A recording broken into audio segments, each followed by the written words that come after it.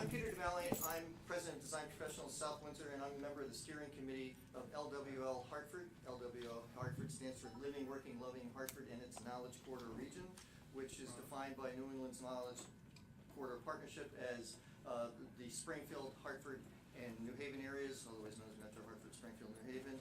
And we are the 28th largest market in the United States, comparable in size to Denver and St. Louis. We are one unified labor area.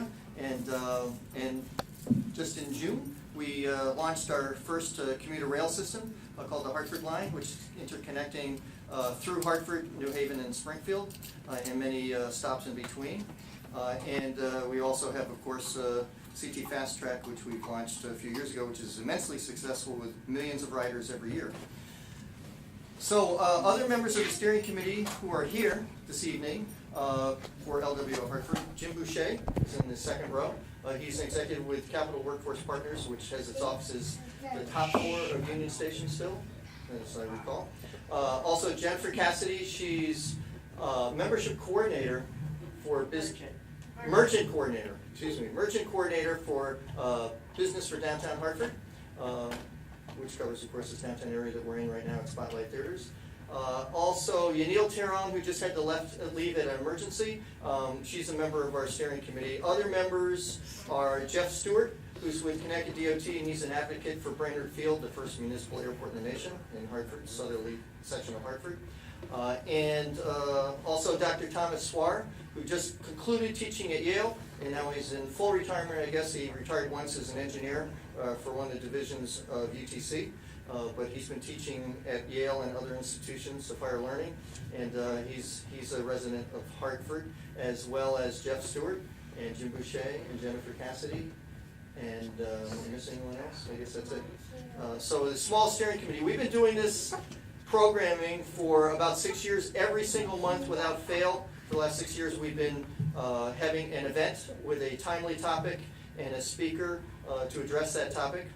And last month we had a gentleman who was addressing the line bikes, and we've addressed Infinity Music Hall before it happened and after it happened, the new Dunkin' Donuts Park and the Yard Goats. We've had Mayor Bronin and the prior mayor here. We've had all kinds of interesting people on timely topics. I would like to tell you that next month we will be having a speaker from Hartford Sports Group. They just recently announced that they're bringing a United Soccer League USL franchise to the city to play at a refurbished and renovated Dillon Stadium in Cole Park. It's going to be, I think, approximately 6,000 seat stadium, which is comparable in size to the Dunkin' Donuts Park where the Yard Goats' new baseball franchise is playing. So it's going to be revitalizing Cole Park, and we're very much looking forward to that. We're bringing pro soccer to the Hartford area. That's fantastic.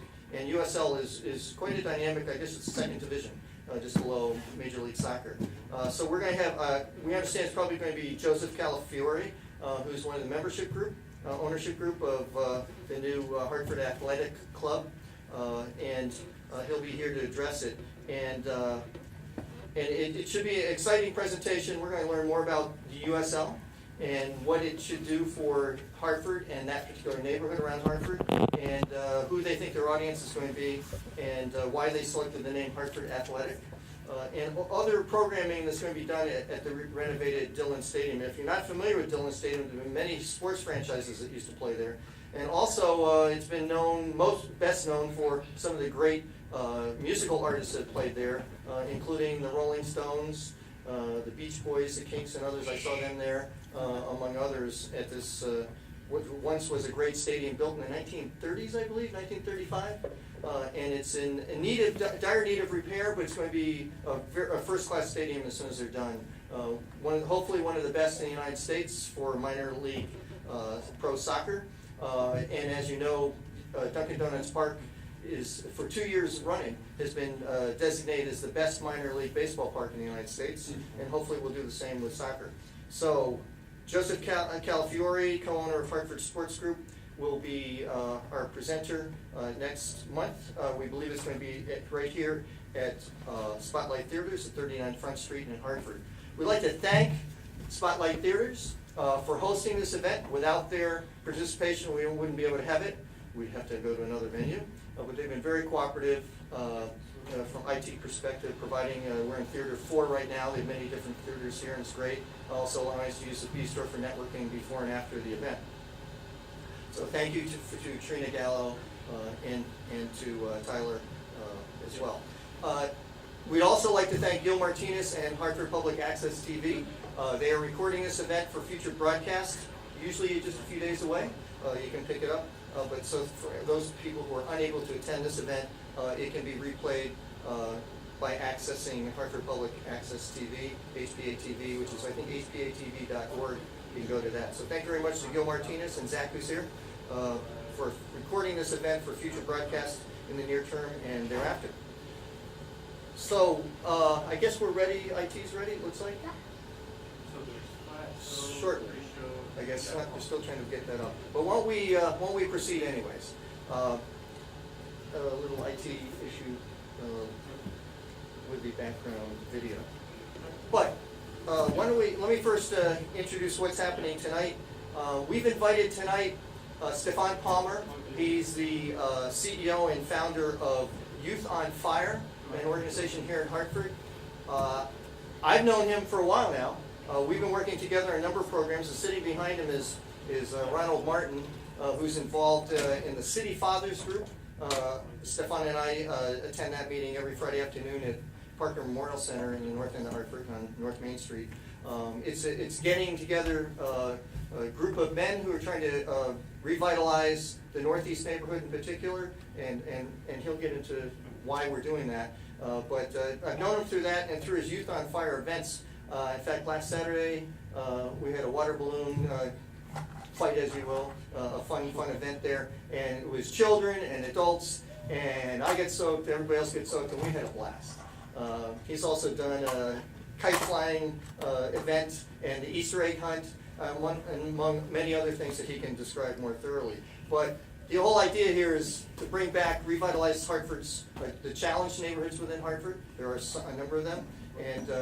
And Stefan is one of those emerging leaders, and we thought it'd be beneficial for the public to see him, and he can address what he thinks the nature of the problem is, and what his vision is, and how he's been helping to address the problems.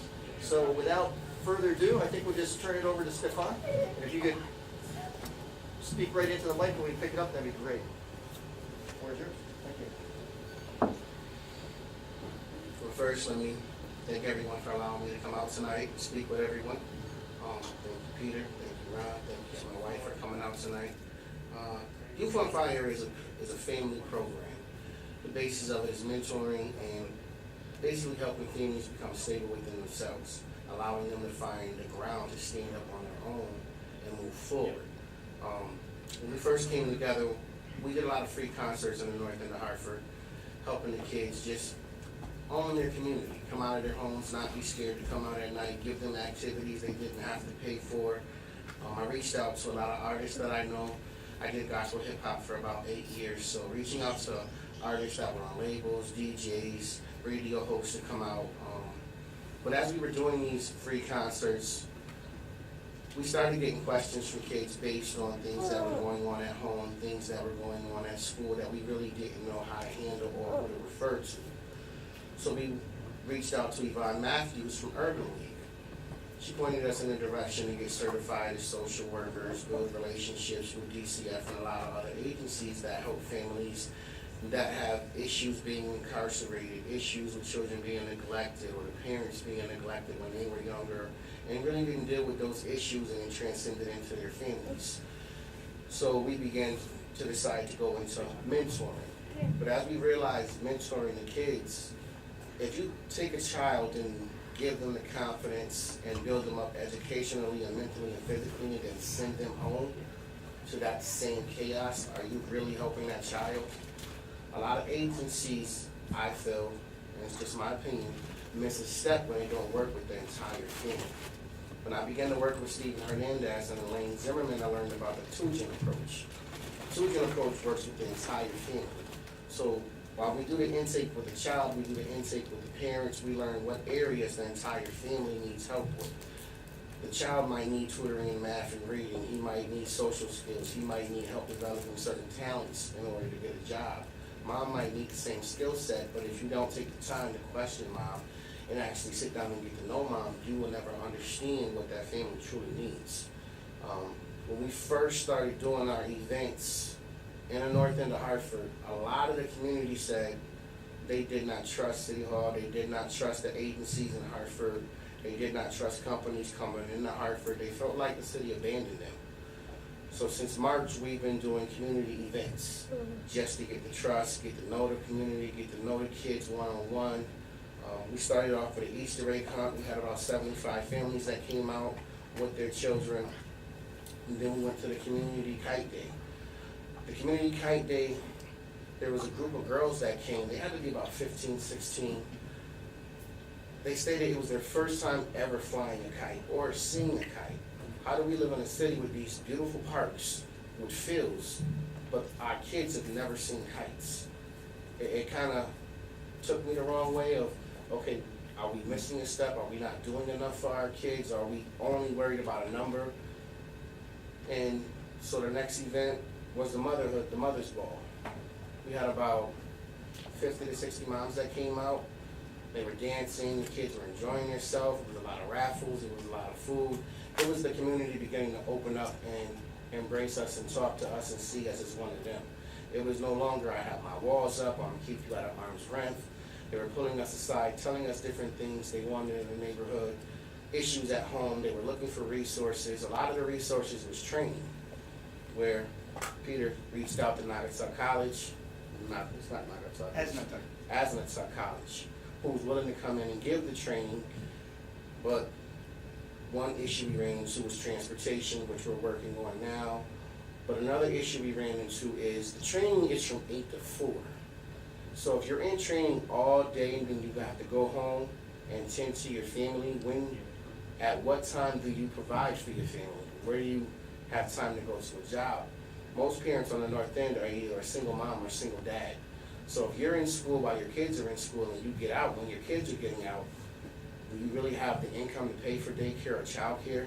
A lot of the families live out of town or live out of state or live on the other side of town.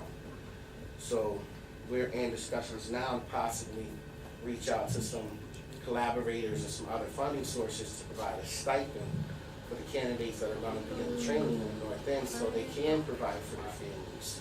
They can pay their rent. They can put food into the houses. They can buy Pampers.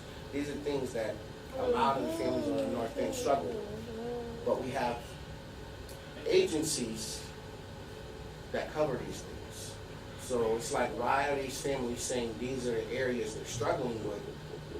But we have agencies on Main and Albany right there on the corner. We have another agency at 225 Main Street.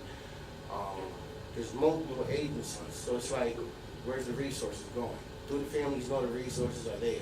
Are the agencies willing to come out into the community and meet their consumers? And a lot of the answers are no. So we've taken the task to kind of bring hope back to the community, let them know the community is theirs.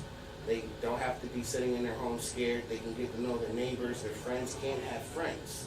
I mean, the children can have friends. We have a family center right there at Parker Memorial that is underused. They have a pool, basketball court, beautiful rooms that workshops can be held in, but it's not used because of it's the north end of Hartford. A lot of people don't want to, what's the word I want to use? A lot of people don't want to be in that area after a certain time. I think that's the best way for me to put it. But I feel if you give them a chance, they'll prove a lot of people wrong. There's a lot of stereotypes put on that end of Hartford, but I think they're just that, stereotypes. Because a lot of the families I've come into contact with, a lot of the dads I've sat down and talked to, they don't give that persona of those stereotypes. And a lot of them don't want it handed to them, they want to earn it. So if you come to me and say, I have this program, it's 12 months, you get a certification at the end and you get a job, they're willing to take it. But at the same time, how can I provide for my home while I'm in your program? And a lot of people don't want to run across the line of stipends. But you have to give in order to receive. you have to allow that family to stand while they're going through your program. You can't just say, I got this number, you get evicted, you get evicted. But that's what they run into.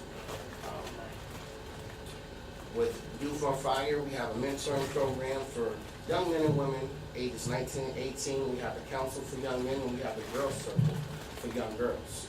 The first training for the young men is a legacy course, where we teach them how to be gentlemen, we teach them about saving, we teach them about investing, we teach them how to tie ties, everything that a young man needs to learn that's not being taught today.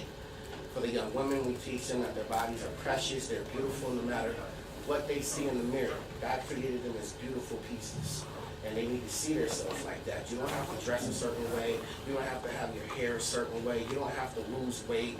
God created you a way that you are meant to be beautiful, you need to embrace that. And a lot of the females in the North End struggle with that complexity issue because of what they see on TV, what they see in movies, what they hear in the school hallways. So getting them to embrace themselves is a big obstacle. But someone has to take that task. We understand it's not a short run. We understand it's a marathon. And we're not looking to do the work alone. We're looking to collaborate. We're looking to build sponsorships. We're looking for people to say, oh, you know, we understand it's an 18-week program. Can we come in week 12 to week 13 and teach them something a little bit different that fits into their curriculum, something they might not have known before? So that's Youth on Fire in a nutshell. We do have City Fathers with Ron Martin. We're looking to probably roll that out in March. The goal with City Fathers is just to build men up. The key part is there's a lot of fatherhood programs. But if you don't build that man up first, you're just giving him a program. I can take any man getting out of jail and give you a certificate, but if I haven't dealt with the issues that got you in jail, you're just going to end up back in jail. So the first thing we deal with is that man. Tell us what you want to achieve as a man, and we're going to walk with you. We're not going to say, we did this for you. No, no, no. You took the first step by saying you needed help as a man. For a man, that's huge. So for a man to say, I just got out of jail, I want to better myself before I can see my kids. Dude, I commend you. Tell me what you need help for. Once you achieve that goal, tell us what you need now to see your child. You need help filling out the paperwork in court? We'll help you do that. You need to get an apartment? We'll help you find a job so you can save up to get that apartment so you can bring your child there. But a lot of agencies, again, they're after that number. Once you finish their program, there is no support system for you. It's just, here's your certificate, we thank you for coming through this program, we'll see you later. So we're looking to have a whole different approach to rebuilding the family, starting with the children, working with the dads, working with the moms, and then having everybody come together, piece by piece, rebuilding the neighborhood. With each event, they show more and more that they do care about the North End of Hartford, but they need that help to change the North End of Hartford. And that's where I believe the agencies, the companies, City Hall come in. We have to get behind them and say, we see what you want. We see your effort. Tell us what you need from us to help you achieve what you want to achieve. A lot of them say they don't want the people standing out in front of the package stores. They want a better park behind Parker Memorial, a splash pad for the kids to go over there and play so they don't have to walk to King Park. They don't have to walk to the South End. But again, that takes us coming together in a collaborative action and saying, okay, let's do this fundraiser. Or let's take this step over here and we're going to do a huge rally downtown and get this money together, and by next week you'll have your splash pad. The year after that you might have a huge playscape for the park. Then you might have a swing set. You might have a walkway behind Parker Memorial that's actually lit up. So when you walk to your family center at night, you're not scared because you're walking in the dark. So that's, again, my opinion. And that's Youth on Fire. Any questions? By the way, we only have one microphone available right now, so if you could speak out your question, please, and then we'll repeat the question, and then you can answer it, because otherwise I'll never get on the rebroadcast. Thanks. So, who's got a question? Oh, incidentally, Stefan's wife, Kiana, is here in front with his son, and he is a married father of six who resides in the city of Hartford. So do we have any questions? If not, I have a couple of comments. Anyone has a question right now? Okay, when I get started here. You know, Ron Martin's here as well. Ron's been working with Catholic Charities, and he's been chairing the City Fathers group that I mentioned that's been taking place at Parker Memorial Family Center on the northerly end of Main Street, call it North Main Street, which is a city-owned facility right in the middle of the Northeast neighborhood. And every week getting together with gentlemen from the neighborhood who want to give back. They want to be good parents, they want to be good family members, and they want to contribute back to not only their family but also to the neighborhood.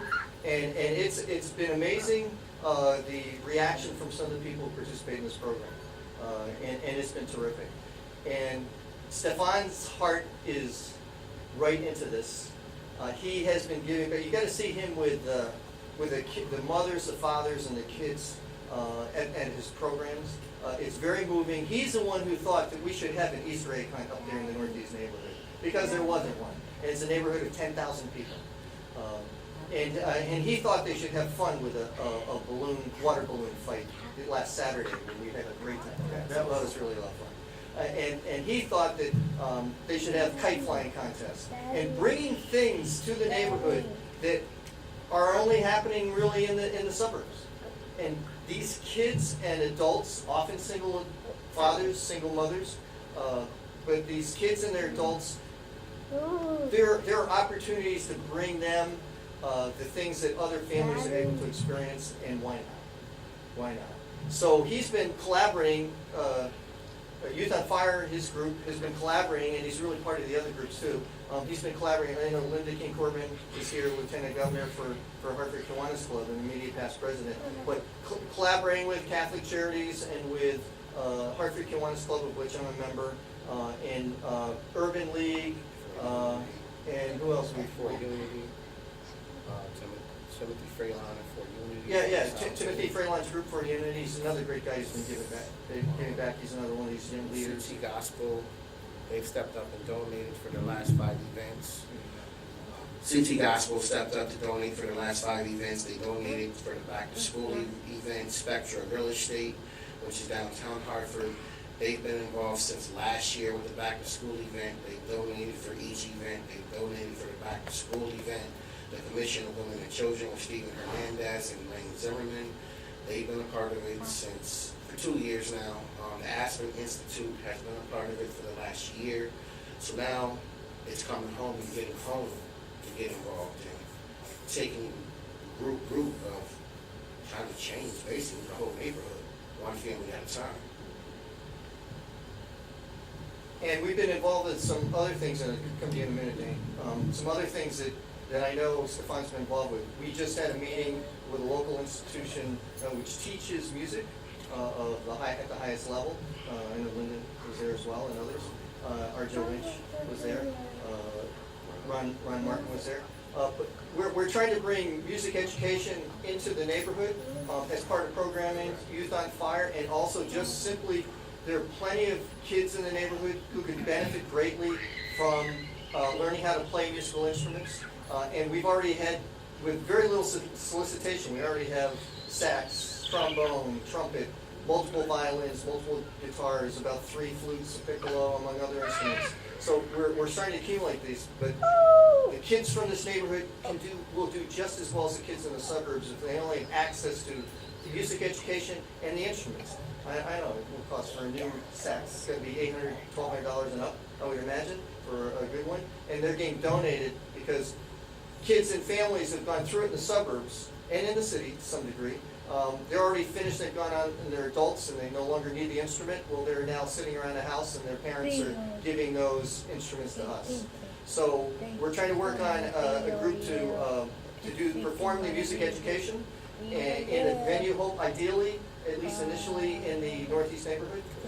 And then we can have, and then they can go on to sometimes it might be a career in music education. They may become a recording artist. They may be playing at their house of worship.